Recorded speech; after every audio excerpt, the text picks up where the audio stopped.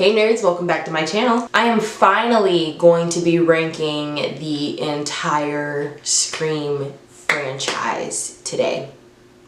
Yeah. But before we get into that, please leave a like. It really helps me and I appreciate it. Thank you. Now let's get into this. So I already did a ranking video, this one right here. I ranked all of the Nightmare on Elm Street franchise, and y'all seem to like that one. That one did pretty well, so here we are with Scream.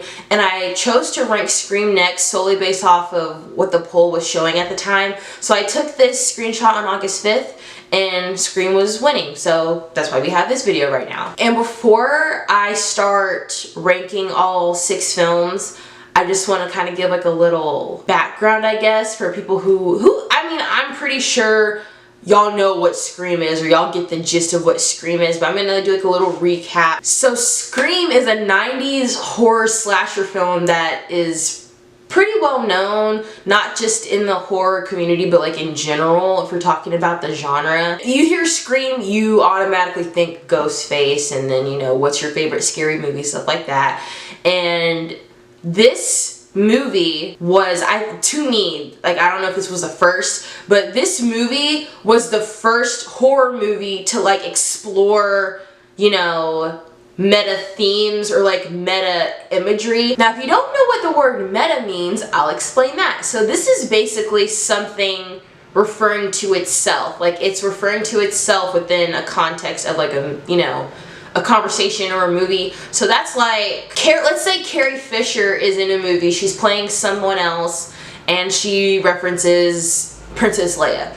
That's kind of an example. You know, does it make sense? Does it make sense?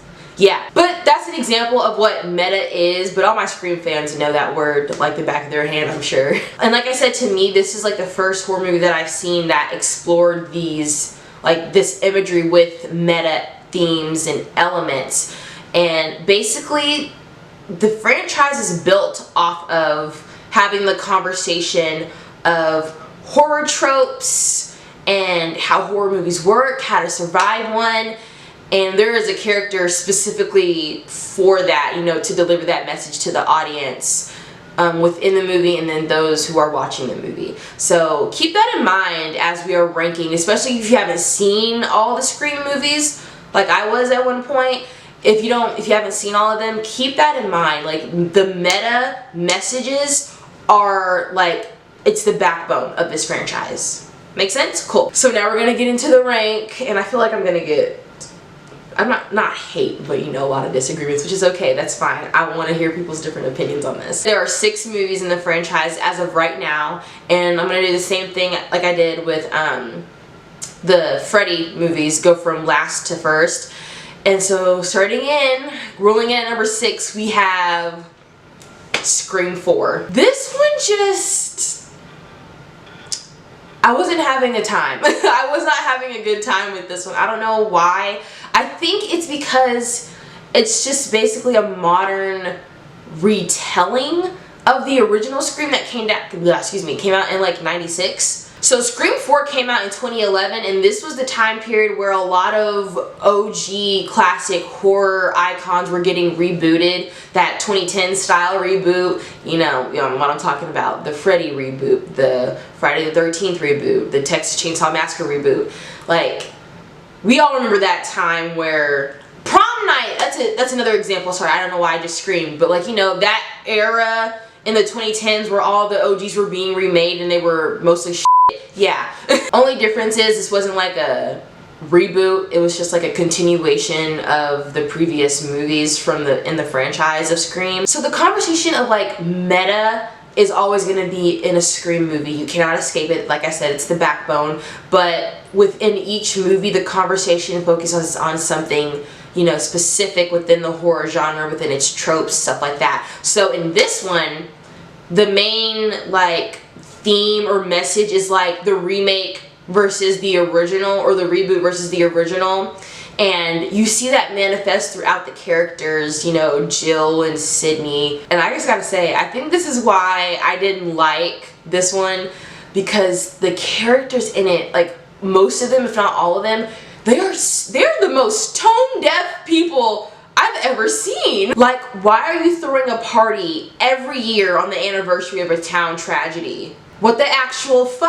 I don't care if it's kids trying to have fun. They're old enough to know better, damn it. Like, no sympathy, no remorse. Oh yeah, Ghostface is so fucking cool. We should throw a party because, you know, a bunch of people died in the 90s and, like, that's what makes our town so cool. People are dead. Like, oh my gosh, like, do you not understand that? People have died, are dead. What the fuck?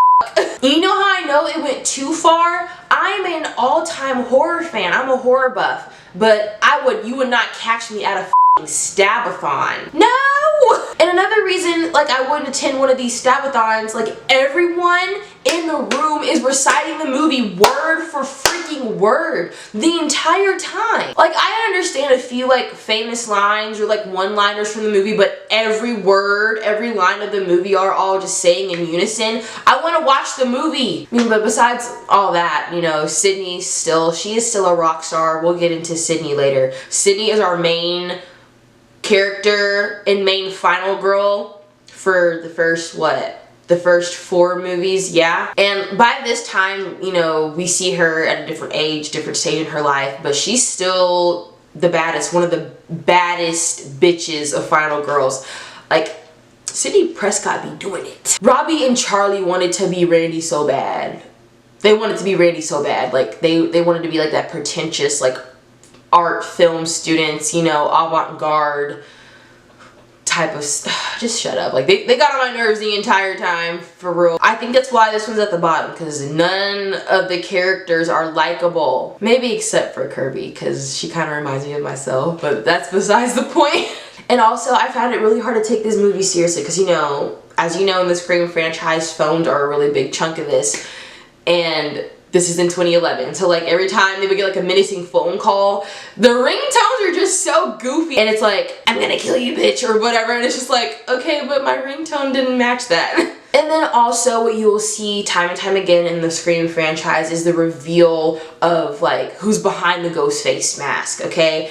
And I don't know if I'm just dense or I don't pay attention, but 9 times out of 10, I didn't know who the killer was gonna be. I mean, I knew who it was in the first one because that's the only one I saw. But, like, in 4, I'm about to spoil it, so if you don't want to hear it, skip ahead. Like, in Scream 4, I thought it was going to be Trevor because, you know, he's the creepy boyfriend. He kind of seemed, you know, a little off. But Jill and Charlie, they were trying to be the new modern day Sydney and Randy. You could never come for the blueprint, bitch. Never. And, like, it was just a little jealousy that was Jill's motive. Like, you were the star of the family all these years. Like, girl, were you even old enough to remember all that shit? Like, for real? So you did this because you were jealous and you want the spotlight on you. Well, she got it. And another theme or message not related to horror is just, like, you know, what I got from this. Like, how far would you go for a little piece of fame? And we see that in Jill, and she got what she wanted at the end of it. If I had to rate this one, I'd probably say, like, probably 4 out of 10. Like, I don't know. It just wasn't doing it for me. And then, yeah, like, I think the reason why it's so, like, ranked so low is because most of the characters are, like, really annoying and unlikable. Especially Deputy Judy. Ooh. I would have had to slap her across the face if I was Gail, because, oh my gosh. Rolling in at number 5, we have Scream 3. Now, I like this one better than Scream 4, but it's not a lot of, like, there's not a lot, you know, differentiating from the two of them. I'm gonna be honest, I don't remember watching this one, and I obviously watched it, but I don't remember it. It didn't do it for me either. Like, I don't know. This is where the franchise crossed over into camp, and like I said before, and this is a natural occurrence with horror franchises, okay? Especially when you have like 5+ movies, you're gonna have one that's like really goofy, comedy oriented, and camp. And Scream 3 was the campy one. The reason why this is ranked at 5 is because a lot of in this one didn't make sense. It's like, Sydney, most of your trauma that you have now acquired came indirectly from telephones. So you get a job where you work over the phone. Did you not think that someone may eventually get your number and start messing with you again, girl? Like, it's like, were the dots not connecting, or like, so y'all know how this Ghostface killer had like a little voice device that could like mimic other voices? So you mean to tell me that we have technology that can mimic other people's voices perfectly in the year 2000? Like, I don't know much about the technology back then because I wasn't born until 2 years later, but I know we weren't that advanced in technology yet. I feel like the only saving grace in this movie was Randy's little cameo, because I'm gonna be honest, Randy's my favorite character in this entire franchise, and Carrie Fisher. That was literally probably the only two like saving graces in this film for Scream 3, because the rest of this, I don't know, man. And something else that didn't make sense. So they're filming like another Stab movie, right? And so if this is Stab 3, they're filming Stab 3 and Scream 3, why are all the locations in sets of like, you know, from the first movie? Wouldn't that be Stab 1? So what was going on in Stab 2 and Stab 3? Why are we back at Stab 1's, like, you know, original stopping grounds for Stab 3? Also, this is the third time that this has happened to y'all. This is the third movie. This is the third, like, Ghostface killing spree. Y'all are still splitting up. Gale, Dewey, and Sydney. Don't y'all know better than to split up by now? Like I know Sydney wasn't there, like, till the end of it, but, like, Gale and Dewey, y'all should know better. Y'all are the veterans. Y'all should have told these young actors to stay grouped together no matter what. But you go there, and you go there, and then we'll meet back. No, like, it's the third movie. Why are we still splitting up, yo? And on top of that, the kills were way less graphic. I mean, I love me a graphic kill, but, like, these were, like, they was cool, I guess. And then the reveal of the killer, who happened to be Sydney's half-brother, didn't like that. I didn't buy that. I didn't like it at all, because all of a sudden, allegedly, Sydney's half-brother was the one who told Billy and Stu to kill Sydney's mom because of, you know, he was the bastard child. It felt cheap, and I was just like, this is something random, but, like, I didn't notice until the second half of the movie that Sydney was still wearing the Greek letters from the second movie, and I was like, oh, she must have really loved him because she still got the Greek letters on. I said, oh my god, the detail! But this one, I would probably have to give it, like, I don't know, like 6 out of 10. Like, it wasn't awesome, but it wasn't, like, horrible either. So 6. Maybe like a strong 5.8, but at the most 6. Moving on to number 4, we have Scream 6. Now let me tell y'all something real quick if you're new here. So obviously you found this out just now, but I am a horror fan. I'm a horror buff. But I am very picky when it comes to my horror movies or movies in general. I don't like reboots. I don't like remakes, especially if they're like super modernized. And I really don't like most modern horror films in general because they're 95% jump scare, they rely on gore, and there's no true storyline. So I tend to stay away from like newer horror movies, but Scream 6, why did I actually kind of end up like loving it? I loved it. And I was like, this is new. This came out in like recently. I'm like, oh my god, not me liking a new horror movie. Well, I guess it's like new because it's part of a franchise, but you know what I'm talking, you know what I'm trying to say. But Scream 6 was actually kind of good. I liked it. I think the reason why I like Scream, the newer Screams, is because like we get a new cast, we get, you know, new blood, new generation, and I've grown attached to the two main characters, Sam and Tara, the sisters.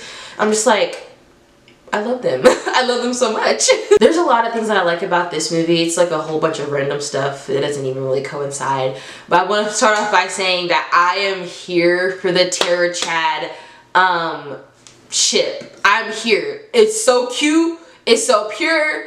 Let it happen. And I love a good recall to an OG. I love the recall of Why did I call her Sammy? I love the recall of Sam swinging on Gale, but then Gale dodges it, and it's like hot fake out, but then Tara actually ends up punching her. Love that always. That was a good little recall to the OG. Now, I already said this, but Randy is my favorite character in the franchise, and he has this niece and nephew, the twins, Chad and Mindy.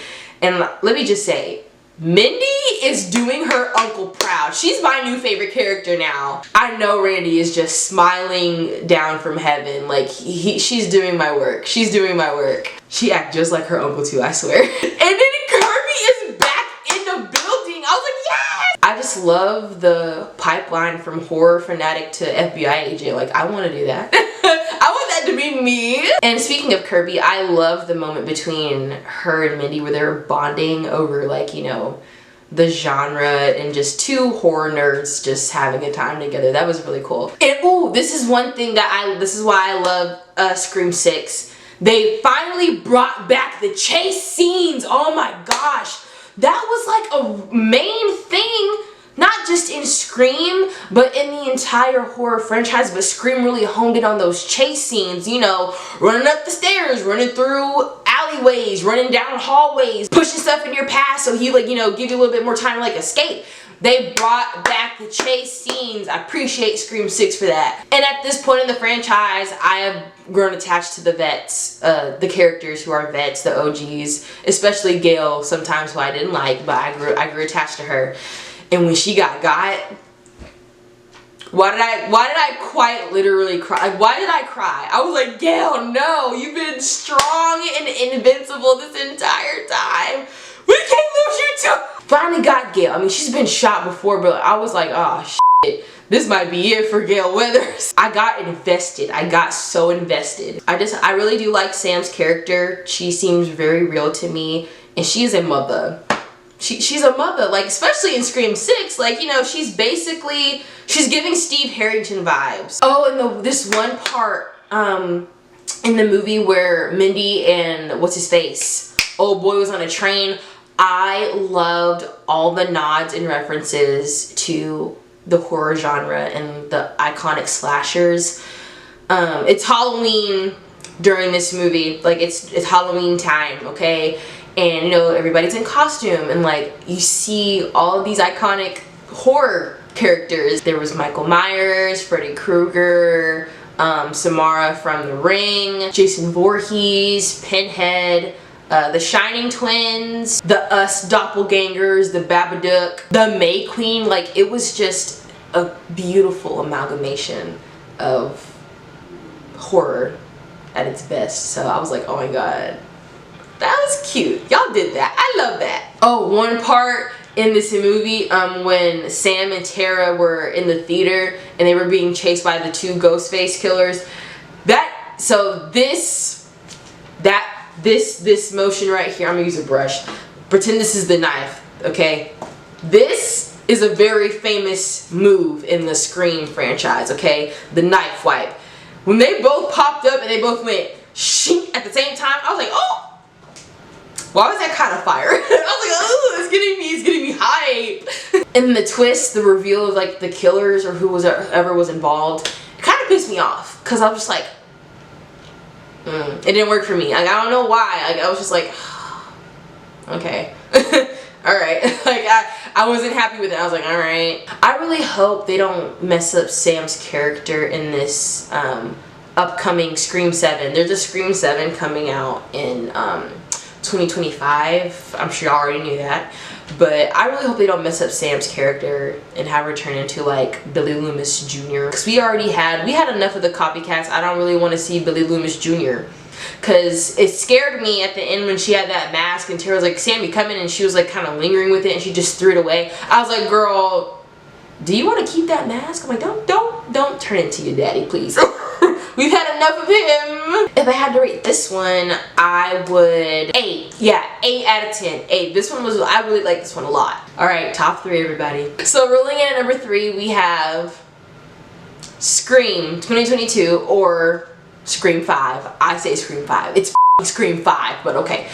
And of course, we're still on the meta train, never got off. We're probably gonna be on it perpetually. And this is the start of, like, this is where we're introduced to all the new characters: Sam, Tara, Amber, Mindy, what's his name? Chad, all of them, right? I like them all, except for Amber. Like, she was a bitch from beginning to end.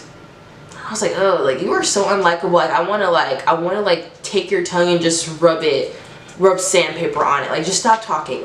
Like, I thought it was really interesting when Sam saw Billy's ghost in the mirror when she was at the hospital. And I was already, like, interested, but, like, I, like, got immersed after that. I was like, why is she seeing him?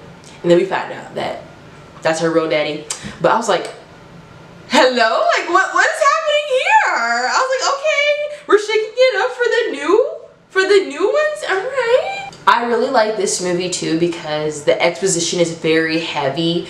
We get to know all the new characters that without, you know, over explaining or under explaining.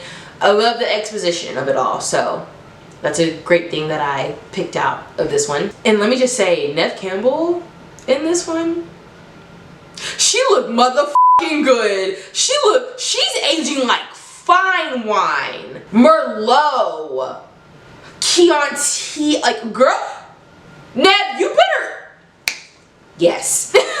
Sidney Prescott looks the f good, baby. And like I said this before, but Randy would be so proud of the twins. And I love that Mindy is just as nutty as her uncle was. Like, she's crazy. The meta commentary in this one was really heavy because now we're exploring what we call elevated horror, horror that makes you think, horror that has deeper meanings, stuff that's from, you know, A24 or Jordan Peele. They referenced their movies within this movie, you know, because it's meta.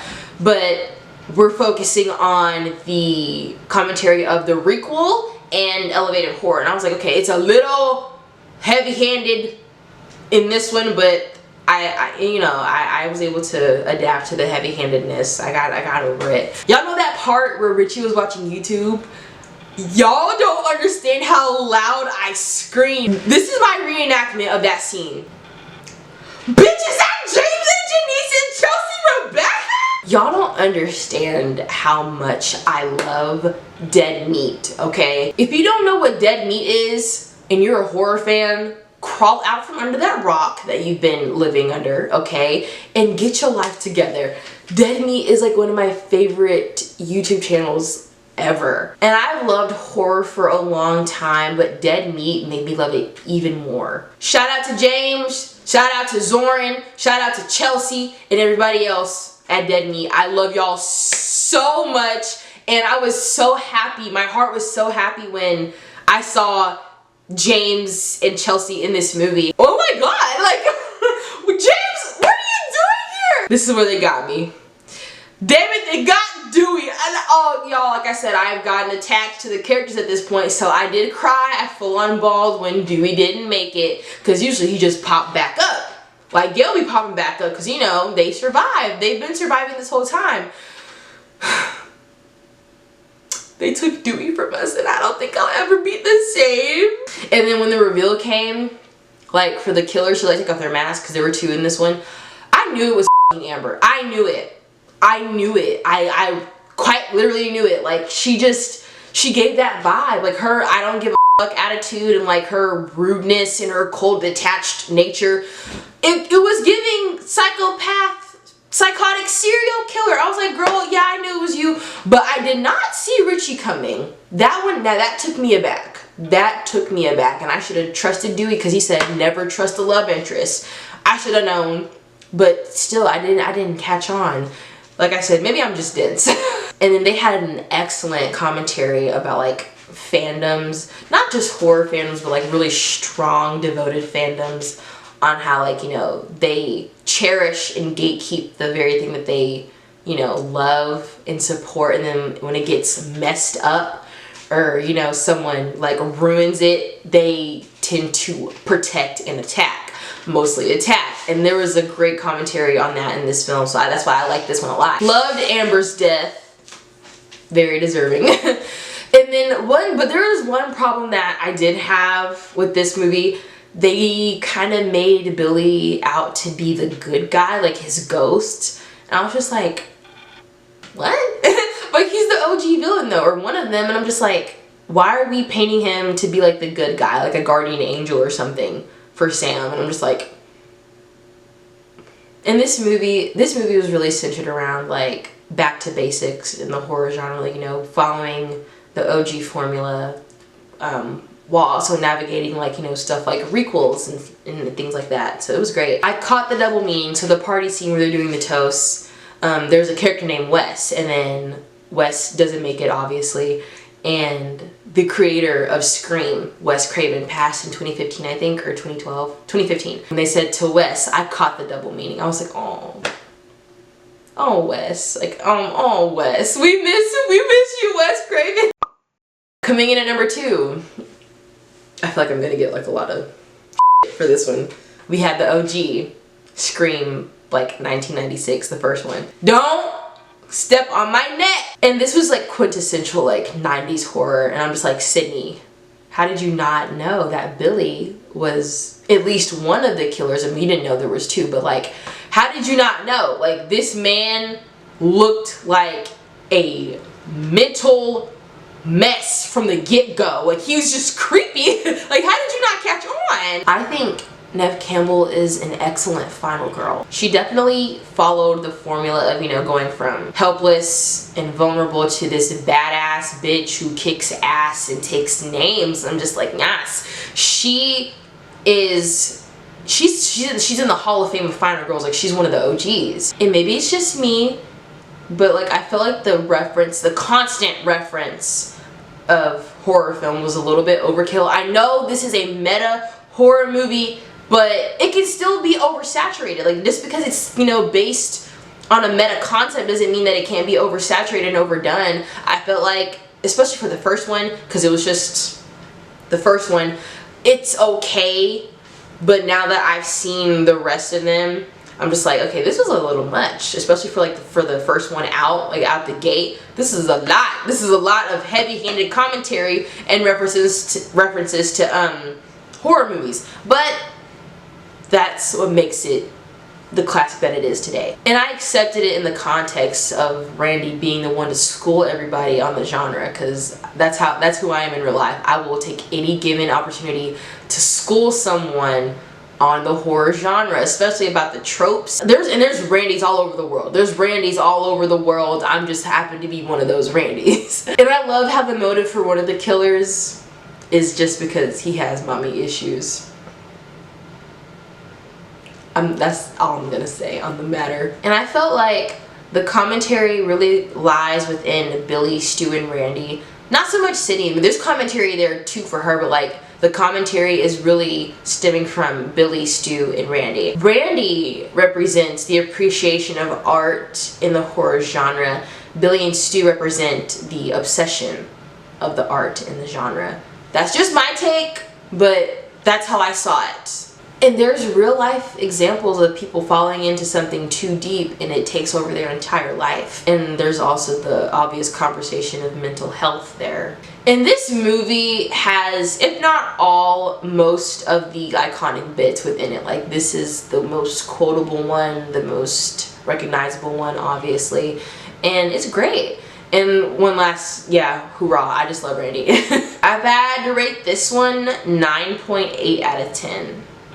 For sure. It's just so good. Like, there's nothing like the OG. So, yeah. And coming in at number 1, if you didn't already, like, figure it out, we have Scream 2. I really like this one. I think it's because, like, the vibe was different from all the rest of them. The vibes were different. Like, this one, Scream 2 didn't feel like the first one, and then it didn't feel like any of the films that followed after it either. It was different. I think it's because this one was very dramatic and theatrical, you know, whereas the other ones not so much. But like, that's why I like this one the most. Keeping the meta theme going, so there's the scary movie within the scary movie. I love how in the very beginning they explore the trope of the black characters dying first. Because, you know, you have Jada Pinkett's character get chopped up within like the opening scene of the movie and all that stuff. I have a whole video about horror tropes, this one right here, go watch it, and I explain that trope to a T. So yeah, at this point in the franchise I still wasn't too fond of Gail because she was still being a bitch. And how dare she bring up Cotton like that to Sydney after what happened. And it's like she wonders why Sydney keeps slapping the dog out of her. Like, you are disrespectful. But the one thing that I wasn't expecting in this one was the tried and true romantic movie trope where Sydney gets serenaded in public. Did I cringe? Yes. Did I laugh at the same time? Yes. I was like, that's random, but okay, I'll let it go. I like the callback to the OG where Sydney was saying that Tori Spelling would probably play her in a movie about her life, about the happenings of what was going on, and then lo and behold, in this one, Tori Spelling is playing Sydney in the Stab movie. So, love that one, that little detail. That theater scene was so anxiety-inducing, especially for me, a former theater kid. I would have had a full-on panic attack. This is where I have this is probably my only grievance with Scream 2. I do not forgive y'all for killing off Randy. That was my man. How did... It's fine. It's fine. Could you imagine if he would have been in Scream 5 and 6? Carrying on his legacy with his niece and nephew. It's fine. It's fine. And also, when Sid and Hallie were like stuck in the car with the killer and he was passed out, why not just off him then and then climb out over his dead body? I would have been strangling, stabbing near the chest and in the throat, all that stuff like that. Like, kill him right there and then get out of the car. Y'all were both conscious. He was unconscious. That was your chance. Just not thinking right. Like, this is where the double tap would have came in handy. Like, come on now. And then she was perpetuating the dumbest tropes, like, you know, not double tapping for one, and then trying to go back and like see who it is. I want to know who it is. Like, girl, I get you have trauma from like the year before or however long it was, but like, you should know from that trauma, that traumatic event that happened last year. Make sure he's dead before you find out who it is. Like, oh my goodness. I was shocked about the reveal for this movie, like the killers, because I forgot Mickey existed. I saw him like, we saw him like how many times? Like maybe once or twice in the beginning, and then he just kind of comes back at the end to like, oh, I'm the Ghostface killer, or I'm one of them at least. I'm just like, oh, I forgot you existed, buddy. Like, I'm so sorry. And Billy's mom was a twist to me too. I was like, oh. And like, it makes sense, but it was still shocking to me. Like I said, I'm just very dense, so maybe I didn't catch the details early on, but I was like, not the mama. And I was expecting it to be Cotton, but that would have been too obvious, right? But I was really expecting it to be Cotton, especially the way that he was, you know, acting towards Sydney in this movie. Very creepy and very erratic and stuff, so yeah. But this one gets a 10 out of 10 for me. There was just a stark difference in this one that none of the other movies had. So that's why I like it the most. And yeah, so here's the list. There she is. Okay. That's the end of our video. Yeah, so I'm done ranking. That concludes our video for today. If you enjoyed it, please leave a like. Please in the comments tell me what your favorite Scream movie is, or what's your least favorite, or if you disagree or agree, let me know. Let's have a conversation about it. I love having discussions. Now if this one does well, I will put up another poll to see which franchise is gonna be next. So we have, what's on the roster? We have Friday the 13th, we have Child's Play, we have Halloween. What's another horror franchise? I know there's one I'm missing out. Texas Chainsaw Massacre, we have that one. There's the Conjuring universe. Ooh, that might take a minute. I'll do it though. If y'all want that one, I'll do it. But yeah, just let me know and I'll make a poll. Y'all can go vote on it. And yeah. Or like you can tell me in the comments which one you want me to do next. Whatever floats your boat. And subscribe if you want to. I'll see y'all on the next go round. Okay, bye.